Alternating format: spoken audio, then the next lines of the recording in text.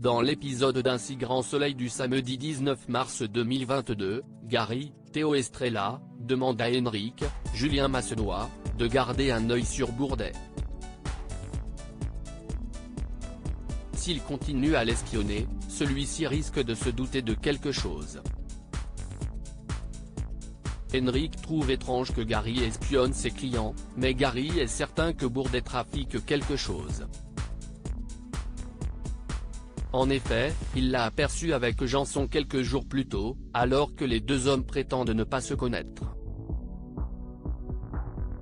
Lassé, Henrik lui suggère de s'occuper d'autre chose que de la vie de ses clients. Pour recueillir des informations sur Bourdet, Gary entre discrètement dans son bungalow. Toutefois, son intrusion est instantanément signalée à Bourdet, qui fait demi-tour et rentre au camping. Tandis qu'il prend la fuite par la fenêtre, Gary aperçoit Bourdet avec un pistolet. Plus tard, le Var, Laurent Fratal, reçoit des messages de Gary et prétexte une urgence pour quitter le tribunal. Il retrouve Gary devant le commissariat et lui dit toute la vérité sur Bourdet. Ce dernier est un policier chargé de veiller sur les Janson, qui bénéficient d'une protection rapprochée. En effet, le camping sert à héberger des personnes prenant part à des procès délicats. Il lui demande de ne rien dire à personne. De retour au camping, Gary demande à Blamont d'arrêter de suivre les Janson. Il passe ensuite voir Bourdet et lui présente ses excuses. Yasmine passe aux aveux. Johanna, Aurore Delplace, reçoit Gérald, Christophe Favre, et Yasmine, Soria Moufakir. Cette dernière avoue avoir caché de la drogue pour Erwan afin de garantir la sécurité de Driss, Aymen Deryachi. Toutefois, les choses ont dégénéré. Erwan lui a demandé de cacher Kim Lelon et Yasmine s'est rendue coupable de complicité. Si elle avoue, elle risque une lourde peine de prison. Néanmoins, Yasmine refuse de laisser Anissa, Siam Falloun, payer pour la mort de Léo.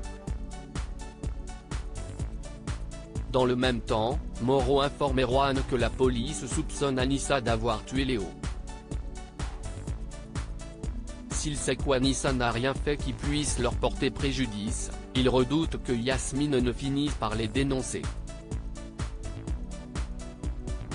Si elle avoue avoir aidé Kim Lelon dans sa cavale, Erwan pourrait prendre plusieurs années de prison. Moreau redoute également d'être inquiété. Erwan lui conseille de faire profil bas. Au commissariat, Yasmine et Johanna sont reçues par le lieutenant Yann Cross, Constantin Balzan. La mère d'Anissa passe aux aveux et établit le portrait robot de Moreau. De son côté, Kim Lelon nie avoir été aidée dans sa cavale. Elle prétend ne pas connaître Yasmine et ne pas avoir parlé à Erwan depuis leur séparation.